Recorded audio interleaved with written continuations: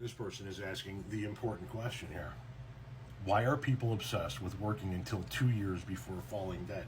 And I'm going to tell you, if you're lucky, 2 years before falling dead. One of the jobs I had when I was younger was I worked for a brief period of time in a machine shop with my father. My father was a machinist his entire adult life after racing. And for a brief period of time, I worked with him at one of his machine shops. And he and I were working on a Saturday shift. There were 3 of us working on that shift. And a 4th gentleman just came in to pick up something from his station and was asked by the manager in the front office, who was also there, if he could stick around and knock out some parts. Could you do a little work? His name was Louis. Louis was in his 70s and still working. And I'll never forget this day. I was at my station. I had my 4 machines, and I saw Louis across the shop. And he was working at his machine, and I turned around to set up one of my machines, did my setup, turned around, and didn't see Louis anymore. And then I heard a gentleman that worked on the other side of Louis' station screaming for help, and I ran over that way along with my father from his station, only to find that Louis had a massive heart attack and dropped dead right there on the spot while working on his day off. Why do we do that to ourselves in this country?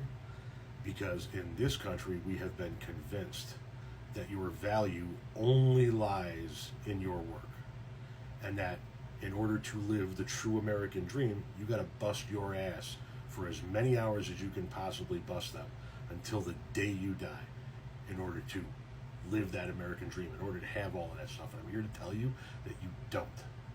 You don't need to live that way. We have been convinced of something that is wrong in this country.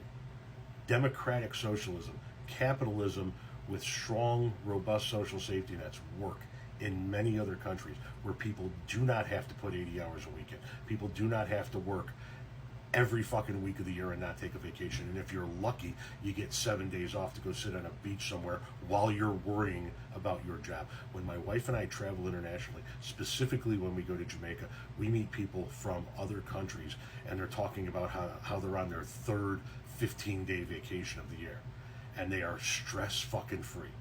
When we're in Jamaica, we specifically meet a lot of people from Canada and the UK who discuss with us just how better their system is than ours, while we are up here driving ourselves into an early grave over the stress we have from our jobs. Since I've retired, I have noticed that I was killing myself for the almighty buck.